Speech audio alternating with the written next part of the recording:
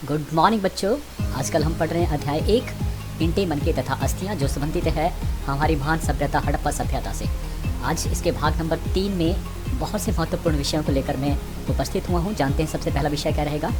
हड़प्पा के लोगों के आर्थिक जीवन की विशेषताएं, जो बहुत इंपॉर्टेंट है। जानेंगे कि किस प्रकार से वो अपना जीवन यापन करते थे, कहाँ से पैसा आता था। दूसरा विषय रहेगा हड़प्पा संस्कृति में राजनीतिक संगठन। क्या कोई ऐसा राजनीतिक संगठन था? जिस प्रकार से नगरों को व्यवस्था देखते हैं, रहना सहना देखते हैं, तो कहीं ना कहीं राजनीतिक संगठन था, उसके बारे में जानेंगे। तीसरा है हड़प्पा सभ्यता की मोहरें। जो मोहजोड़ों की ही बात करें, लगभग 1200 मोहरें जो प्राप्त हुई और उसी से अधिकतर ज्ञान जो है इस सभ्यता के बारे में अब तक मिला है, उसके बारे में जानेंगे। चौथा विषय रहेगा हड़प्पा सभ्यता की लिपि। क्या कोई लिपि थी उनकी और क्या उसको पढ़ा जा सका है, उसके संदर्भ में हम आज बात करेंगे। तो ये 4 विषय रहेंगे। सबसे पहले प्रारंभ करते हैं पहले विषय से, वो है हड़प्पा के लोगों के आर्थिक जीवन की विशेषताएं। जैसे कि इस चित्र से ही मालूम होता है, आपने पहले अध्याय में लोथल के बारे में पढ़ चुके हैं। लोथल किस लिए जाना जाता है? अपने डॉकयार्ड के लिए, बंदरगाह के लिए। तो इस प्रकार की प्राकृतिक तौर पर अपने आप जो है उन्होंने एक डॉकयार्ड बनाया था। और डॉकयार्ड किस लिए जरूरी होता है? वहाँ पर किश्तियाँ खड़ी होती हैं और जिससे सामान एक जगह से दूसरी जगह, तो विदेशी व्यापार, आंतरिक व्यापार तो होता ही था, लेकिन विदेशी व्यापार इस लोथल से जो है हुआ करता था। तो आप सोच सकते हैं इसी एक एग्जाम्पल से कि उनका आर्थिक जीवन जो था वो कितना उन्नत रहा होगा। आज से 5500 वर्ष पूर्व की बात हम कर रहे हैं। आज हो सकता है मशीनी युग है, लेकिन उस समय सोचिए आप, तो हमारी सभ्यता एक प्राउड जो है करने वाली जो है सभ्यता रही है। पढ़ते हैं सबसे पहले उनका आय का साधन क्या था। पहला कृषि। उनका मुख्य व्यवसाय जो था, प्रमुख जो व्यवसाय था, वो कृषि था। जिस समय मिस्र में नील नदी ने वरदान का कार्य किया, उसी प्रकार से सिंधु नदी, जो पाकिस्तान में अधिकतर उसका भाग है, सिंधु नदी जो है वो इस सभ्यता के लिए मिस्र की नील नदी की तरह ही जो है एक वरदान सिद्ध हुई। ये किसके कारण? क्योंकि इस नदी का आसपास के जितना क्षेत्र था, कैसे बहुत उपजाऊ वाला जो है क्षेत्र था, या उपजाऊ मिट्टी बहाकर लाती थी और इस प्रकार से इन मैदानी हिस्सों में बिछा देती, जिसके कारण जो है जो कृषि थी वो काफ़ी समृद्ध थी। ठीक है। विद्वान द्वारा अभी तक 9 फसलें पहचानी जा चुकी है उस समय की, कि 9 फसलें ये किया करते थे, जिनमें से गेहूँ, जौ सबसे प्रमुख थी, चावल, और बनावली से मिट्टी से बने हल के प्रतिरूप जो है मिले हैं। बनावली जो हरियाणा में स्थित है, वहाँ से क्या मिला है? मिट्टी का हल जो है मिला है, उसका प्रतिरूप मिला, मॉडल मिला है। तो इसका अनुमान है कि लोग जो है हल चलाकर जो है अपनी कृषि जो है वो किया करते थे। ठीक है। फसलों की पैदावार उस समय बहुत अधिक होती थी, क्योंकि अगर आपने मोहनजोड़ो चौहदड़ो में कहीं भी देखेंगे तो वहाँ पर अनागार का सबसे बड़े जो है अगर भवन देखते हैं तो अनागार भवन बड़े बड़े मिले हैं, जिससे अनुमान लगाया जाता है कि लोग सरप्लस कैसी खेती करते थे। बहुत ज़्यादा खेती होती थी और अनाज अधिक होता था, उससे जो भंडार भी किया जाता था, ये इसलिए कृषि काफ़ी उन्नत थी। हड़प्पा सभ्यता की सर्वाधिक प्रसिद्ध जो होती थी फसल थी, वो उसका नाम था कपास। याद रखना, विश्व में किसी भी सभ्यता में, इतनी पुरानी सभ्यता में कपास की खेती का कहीं भी जो एग्जाम्पल नहीं मिलता है। ये कहाँ मिलता है? हमारी सभ्यता हड़प्पा सभ्यता में। तो कपास की उपज के लिए हड़प्पा सभ्यता सारे संसार में प्रसिद्ध थी। मतलब यहाँ का बना हुआ कपड़ा वो दूसरी समकालीन सभ्यताओं में भेजा जाता था, व्यापार का मुख्य साधन था। ये पढ़ा हमने कृषि के बारे में। फिर दूसरा आता है, वो है दूसरा मुख्य व्यवसाय था पशुपालन। पशु भी पालते थे क्योंकि वो उनके लिए आवश्यक थे। सिंधुवासियों का दूसरा मुख्य व्यवसाय था पशुपालन। बैल, भैंस, बकरी, सुअर, गाय, कुत्ता तथा हाथी इनके पालतू जो है जानवर हुआ करते थे, जैसे आज हैं। ये जानवर इनके जीवन में महत्वपूर्ण स्थान जो है रखते थे। वह उनसे क्या लेते थे? दूध लेते थे, मांस लेते थे, ऊन रखते थे, या भार ढोने के लिए जो है इस्तेमाल किया जाता है, जिस प्रकार से हाथी का। तो इस प्रकार से हर एक पशु को पाला जाता था उनकी योग्यता के अनुसार, या उनके जीवन में जो ज़रूरतें हैं उनके हिसाब से, चाहे वो मांस के लिए चाहे दूध के लिए उनको रखा जाता है। इसके अतिरिक्त हड़प्पा के लोग बिल्लियाँ, मोर, हिरन, बतख, खरगोश, मुर्गे तथा तोते भी घरों में पालते थे, जिस प्रकार से आज भी शौक जो है लोग रखते हैं। लेकिन घोड़े का ज्ञान अभी तक जो है वो हासिल नहीं हुआ। हालांकि कुछ विद्वानों ने जैसे सुरकोटड़ा में जो है इसके होने के जो है वो प्रमाण दिए थे, लेकिन ऐसा अभी तक नहीं देखने को मिला है। तो ये पढ़ा हमने पशुपालन के बारे में। तीसरा आता है वो है उद्योग के बारे में। देखिए, उद्योग ये इतनी बड़ी आर्थिक व्यवस्था थी कि उसमें उद्योग भी जो है शामिल हुआ करते थे। आज से 5500 वर्ष पूर्व हड़प्पा के लोगों का व्यवसाय कृषि और पशुपालन के साथ साथ उद्योग भी था। पत्थर, तांबे और कांसे से बने वस्तुएं बनाई जाती थी और अनेक स्थानों पर तांबा राजस्थान और बलूचिस्तान से आयात किया जाता था। शिल्पकार मूर्तियाँ, बर्तन, औजार, हथियार जैसे कुल्हाड़ियाँ, आरियाँ, छुरे और भाले बनाते थे और सूती कपड़ों का भी निर्माण किया जाता था। कपड़े की छपाई या सूत की कताई भी यहाँ पर होती थी। मकान और नौकाएं बनाकर भी लोग आजीविका कमाते थे। सुनार, चांदी, सोना और कीमती पत्थरों के गहने बनाते थे। कुम्हार चाक पर मिट्टी के बर्तन बनाते थे। उन्हें जिस धातु का ज्ञान नहीं था वो लोहा था। याद रखना, लोहे का उन्हें ज्ञान नहीं था। तो इस प्रकार से इन सभी धातुओं से वो हर एक चीज़, चाहे वो आपके इस प्रकार के आभूषण बनाना हो या फिर मिट्टी के इस तरह के सुंदर जो है वो बर्तन बनाना हो। देखिए, इतने सुंदर बर्तन आज भी नहीं बनाए जाते हैं। तो ये व्यवस्था 5500 वर्ष पूर्व की थी। तो इस प्रकार से ये उद्योग इन पर आधारित थे। हर एक चीज़ें यहाँ पर बनाई जाती थी और उनको बेचा जाता था। आंतरिक व्यापार भी होता था और विदेशी व्यापार भी होता था। उद्योग हो गए। अब उद्योग लगे हैं, चीज़ें बन रही हैं, तो व्यापार भी होगा। तो चौथा था व्यापार और वाणिज्य। हड़प्पा निवासियों द्वारा आंतरिक और विदेशी, याद रखना है, आंतरिक और विदेशी दोनों तरह का व्यापार जो उस समय काफ़ी समृद्ध व्यापार था। आंतरिक व्यापार की बात करते हैं तो उस समय हड़प्पा, मोहनजोदड़ो, चौहंदड़ो, रोपड़, सुरकोटड़ा या आलमगीरपुर, ये काफ़ी बड़े जो है वो नगर थे। व्यापार के क्षेत्र में समृद्ध जो है नगर हुआ करते थे। व्यापार और वाणिज्य के केंद्र थे। एक स्थान से दूसरे स्थान को माल जो है किस तरह, बैलगाड़ियों के द्वारा, इक्कों के द्वारा और पशुओं पर ले जाया जाता था। ये आंतरिक व्यापार इस प्रकार से चलता था। और सिंधु सभ्यता की विभिन्न बस्तियों के अवशेषों में मिले माप तोल की बहुत सी चीज़ें इस बात के सूचक हैं कि इस युग में व्यापार अच्छी उन्नत दशा में था। माप तोल के जो बाट मिले हैं उसके बारे में हम बात करेंगे, किस तरह के बाट मिले हैं। तो उन बाटों को देखकर कि लोग जो है चीज़ों को खरीदते और बेचते थे, तभी जो है नाप तोल की जो है चीज़ें बनाई गई थी। तो इस तरह से आंतरिक व्यापार जो है वो काफ़ी समृद्ध था। फिर आता इसी व्यापार में विदेशी व्यापार भी था समृद्ध। इस युग में सिंधुवासी या हड़प्पावासी आंतरिक व्यापार के साथ साथ विदेशी व्यापार भी खूब करते थे।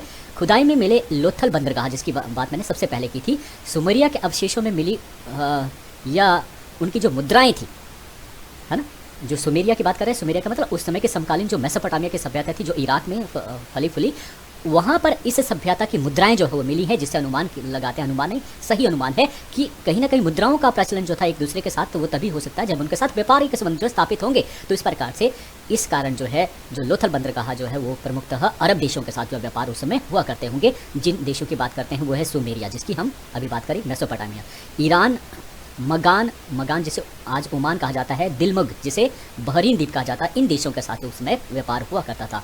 संभवतः हड़प्पा निवासी चांदी, टीन, शीशा और सोना अफगानिस्तान और ईरान से प्राप्त करते थे और वे विदेशी व्यापार स्थल तथा जल दोनों मार्गों के द्वारा करते थे।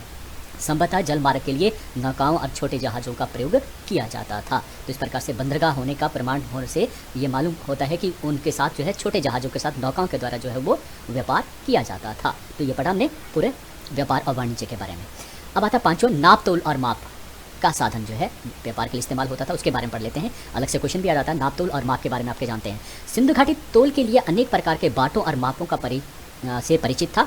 तराजू मिले हैं, तोलने के लिए तराजू मिले हैं, और जो जौहरी और जो सोने और चांदी के औजार नहीं, आभूषण बनाते हैं, तो उनके पास कैसे रहते हैं, छोटे छोटे जो है बाट रहते थे, तो वो भी मिले हैं। तो ये जो बाट थे ये चर्ट नामक, याद रखना, चर्ट नामक पत्थर से बने होते थे, और पत्थर के ऐसे बाट जो है प्राप्त हुए हैं जिन्हें लकड़ी या रस्सी के मदद से उठाया जाता था। इतने बड़े भी मिले हैं, छोटे भी मिले हैं और बहुत बड़े भी मिले हैं। और इन बाटों के जो अनुपात थे 1, 2, 4, 8, 16 और 32 के अनुपात में ये बने थे, छोटे से लेके बड़े तक।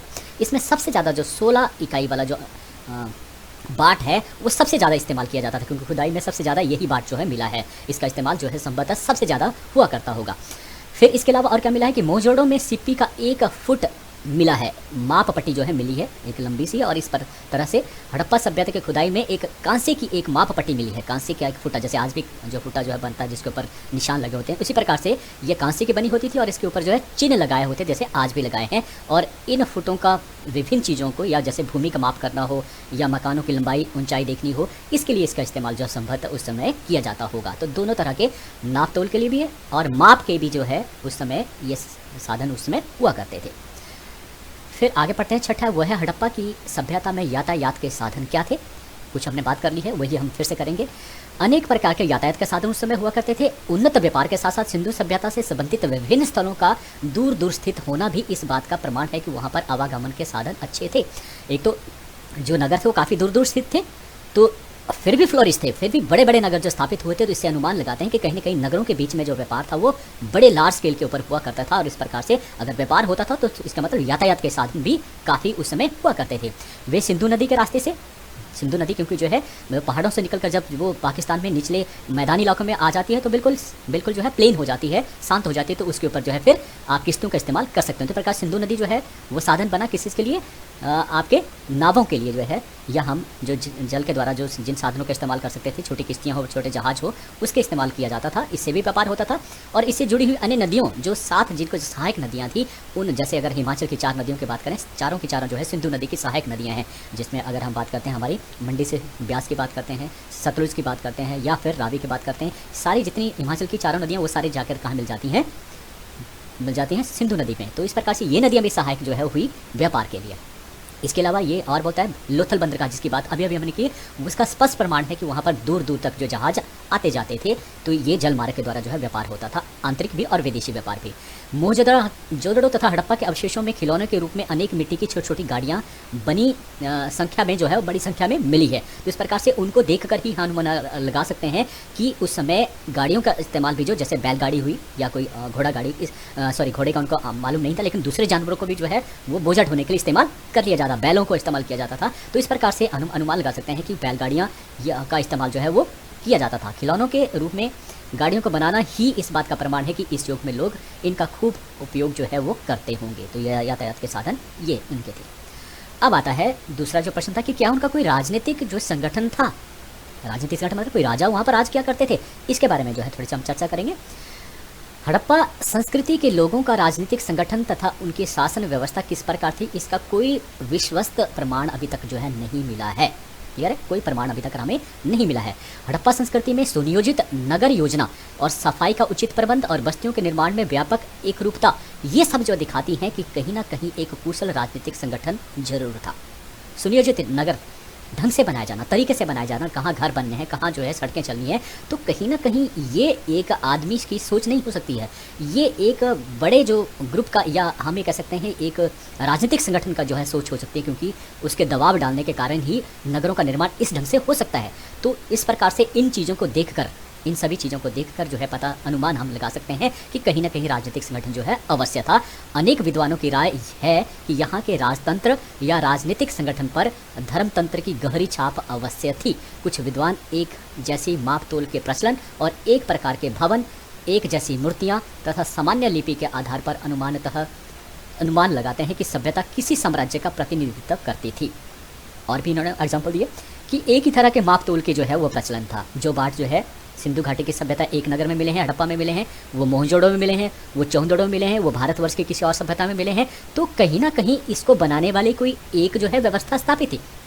तो कहीं ना कहीं कोई राज कर रहा था और उस राज की व्यवस्था में कोई ना कोई जो है कोई जैसे सरकारी कोई तंत्र था जिसके तहत ये चीज़ें जो है बनाई जाती थी। और वो जगह जैसे कि आज भी देखें पूरे भारतवर्ष में 1 kg 2 kg 3 kg जो भी आपके बाट हैं वो हर जगह एक ही समान में मिलेंगे, एक ही प्रतिरूप में मिलेंगे। और उसको बनाने वाली एजेंसी क्या होती है, वो कहीं ना कहीं एक ही होते हैं, सरकार के अंडर जो है वो काम करने वाली होती है। तो इसी प्रकार से इन चीज़ों को देखकर जो है अनुमान लगाया जाता है कि कहीं ना कहीं जो है सभ्यता किसी साम्राज्य का प्रतिनिधित्व अवश्य थी। लेकिन ये कहते हैं कि हमारे पास कोई ऐसे विश्वसनीय प्रमाण अभी तक नहीं मिले हैं, लेकिन इन चीज़ों को देखकर हम जो है ये राय जो है रख सकते हैं।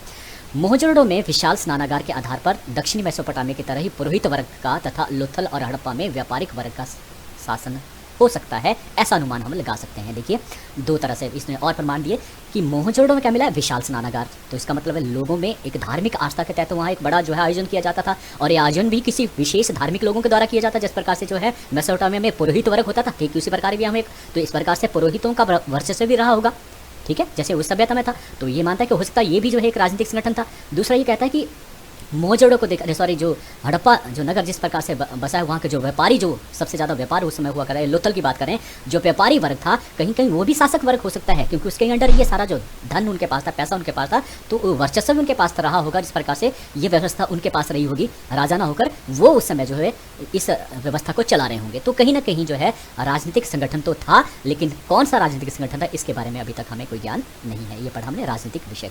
अब आता अगला, वह है हड़प्पा सभ्यता की मोहरें। बड़ा इंपॉर्टेंट है, ये मोहरें को कुछ जो है वो मैंने तस्वीरें लगाई है, जिसमें अलग अलग जो है तस्वीरें जानवरों की बनी है। ये मोहरें उनके द्वारा ही बनाई गई थी। हड़प्पा सभ्यता की खुदाई में हमें भारी संख्या में मोहरें जो मिली है। मोहनजोदड़ो से ही 1200 मोहरें जो प्राप्त, सबसे अधिक जो है मोहनजोदड़ो से मोहरें प्राप्त हुई है। ये मोहरें विभिन्न आकार की हैं, परंतु अधिकांश मोहरों का आकार छोटा है। ये मोहरें सेल कड़ी पत्थर, याद रखना, सेल कड़ी पत्थर से जो बनाई जाती थी, और इन मोहरों पर अधिकांश जानवरों के चित्र बनाए गए हैं, जैसे कि मैंने अभी दिखाया आपको। इन जानवरों में एक सींग वाला पशु जो गेंडा हो सकता है, छोटे सिंह वाला सांड, शेर, हाथी, बारहसिंगा के चित्र जो है बनाए गए हैं। कुछ मोहरों पर वृक्षों तथा मानव के चित्र भी बनाए गए हैं। इतिहासकारों का विचार है कि इनका प्रयोग व्यापारी अपने सामान की सुरक्षा के लिए करते थे। मोहर लगाकर ठप्पा लगाते थे ताकि जो है विश्वसनीय हो कि माल जो है बिल्कुल सही है, छेड़ा नहीं गया है, इसलिए मोहरों का इस्तेमाल होता होगा। कुछ इतिहासकार ये भी मानते हैं कि घरों की सजावट करनी हो या फिर पूर्वजों के चिन्हों पर या फिर देवी देवता के चिन्ह, जिस प्रकार से मैंने आपको जो है धार्मिक, जब दूसरा मैंने पाठ आपको पढ़ाया तो उसमें धार्मिक विशेषताओं में एक आया था आपका स्वशासिता का जो है जो चिन्ह था, जो आज भी बनाया जाता है। तो इस प्रकार से देवी देवताओं को प्रतीक के तौर पर जो है उस चिन्ह का इस्तेमाल किया जाता है। तो कहीं ना कहीं एक चिन्ह के तौर पर, चाहे वो पूर्वजों के तौर पर माना जाता होगा या फिर जो सजावट के लिए घरों में जो है इस्तेमाल किया जाता, तो इस प्रकार से इन मोहरों का इस्तेमाल 2-3 तरह से किया जाता था। लेकिन सबसे इंपॉर्टेंट है कि इन मोहरों का जो इस्तेमाल था वो अधिकतर व्यापार के लिए किया जाता था। ठीक है, तो ये पढ़ा हमने मोहरों के बारे में। फिर अंतिम हमारे पास रह जाता है वो हड़प्पा संस्कृति की लिपि। ये इनकी लिपि है। देखेंगे आप जितने भी अक्षर हैं, कहीं ना कहीं अगर हम इन लिपियों में किसी भी की चीज़ को पकड़ते रहते हैं, मान लीजिए इसी को ले लेते हैं, देखिए हम सोचेंगे अरे यार दिल की तरह है, ये भी देखिएगा आप, या किसी भी अगर ये स्वास्थ्यता का निशान है, ये कुछ और पिक्चर्स से बना, तो हर एक जो है ये चित्रात्मक थी, चित्र हैं बने हुए एक तरह से। तो ऐसा लगता है ये जो लिपि है चित्रात्मक लिपि है। अब इसके बारे में जान लेते हैं फटाफट। सिंधु घाटी के लोगों को लेखन शैली या लिपि का ज्ञान जो है प्राप्त था, जो हमने पीछे देखी, ये इनकी लिपि थी, लिखने का तरीका था। इनकी खुदाई में मिली मोहरों पर लिखावट इस बात का स्पष्ट प्रमाण है। यद्यपि 1923 में इस लिपि के बारे में पूरी जानकारी जो मिल चुकी थी, 1923 तक हमने इसको बारे में पूरा पढ़ लिया था कि कितने इसके जो है अक्षर हैं, कितना क्या है, ये सारी जानकारी मिल चुकी थी। लेकिन फिर भी सारे जो प्रयत्न है अब तक इसको पढ़ने में पूरी तरह से असफल रहे हैं, और इसलिए इस लिपि को रहस्यमय लिपि भी कहा जाता है। याद रखना, रहस्यमय लिपि। क्यों? क्योंकि अभी तक इसको पढ़ा नहीं गया, रहस्य है अभी तक। कई विद्वानों का विश्वास यह है कि लेखन शैली की चित्रलिपि जो है, इसे चित्रात्मक लिपि जो है वो कहा गया है। इसका प्रत्येक चिन्ह किसी एक वस्तु या भाव को प्रकट करता है, या तो ये कहता है कि जो प्रत्येक जो चित्र है वो किसी चीज़ को ही बताता है। जैसे अगर कोई आदमी बना तो वो आदमी के बारे में ही बता रहा है। तो हड़प्पा की लिपि में लगभग इस तरह के जो चित्र मिले हैं वो लगभग 400 चित्र जो मिले हैं, इसका मतलब ये 400 अलग अलग वर्ण थे।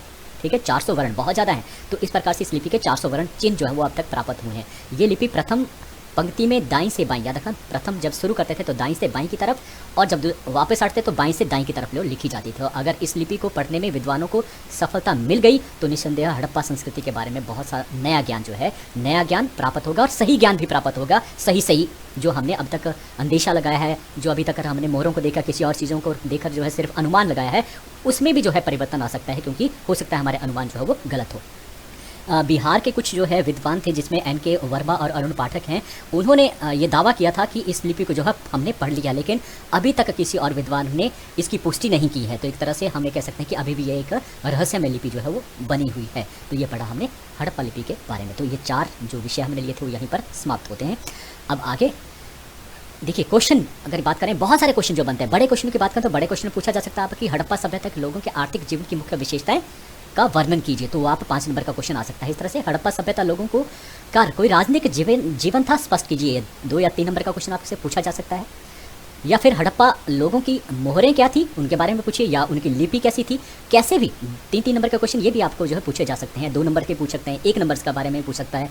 जैसे अगर बात करें यहाँ पे मोहरों की बात करें तो पूछा जाता है मोहजोदड़ो में कुल कितनी मोहरें जो प्राप्त हुई, तो हमने पढ़ा था 1200 मोहरें। तो इस तरह से क्वेश्चन कहीं से भी कैसे भी पूछे जा सकते हैं। तो ये तो बड़े क्वेश्चन है, जो मैंने बताया कि ये बड़े क्वेश्चन आपके बड़ों से छोटे क्वेश्चन बन जाते हैं, छोटे से बड़ा बनाना बड़ा मुश्किल होता है। इसलिए बेहतर है बड़े क्वेश्चनों को याद कीजिए, आप अपने आप छोटों को बिल्कुल याद करने की आवश्यकता नहीं। हम क्या कहते हैं, रट्टा लगाते हैं, यार समझो इसको, मैंने आपको समझाया, नहीं समझ आती उसको बार बार आपने मेरी वीडियो को फिर से लगाना है। अब अंतिम में, किसी ने क्या खूब कहा है, जो हमेशा दूसरों का भला करता है उसका खुद का भला हो ही जाता है, क्योंकि जो फूल बेचने वाला होता है उसके हाथों में खुशबू रह ही जाती है। तो हमेशा ऐसे कार्य करो कि उसकी खुशबू, उसकी चर्चा पूरे जहां में, पूरे देश में हो, ऐसे मैं कामना करता हूँ। आपका आज भी आपने बड़े मुझे ध्यान से सुना, उसके लिए आपका बहुत बहुत धन्यवाद। Thank you.